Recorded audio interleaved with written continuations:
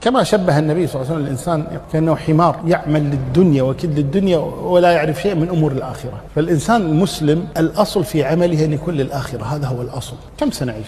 50 60 70 80؟ بعد ذلك يصير إنسان عالة على غيره، والموت أحب إليه من الحياة. ومنكم من يرد إلى أرذل العمر، شايب كبير يلبس حفاضة يعود مرة ثانية، والعجوز تلبس حفاضة مرة تعود طفلا، يعود طفلا. هذا إذا بقي معه عقله، فإذا ذهب عقله كم سنعيش في هذه الدنيا، وكم سنعيش في البرزخ، وكم سنعيش في الآخرة.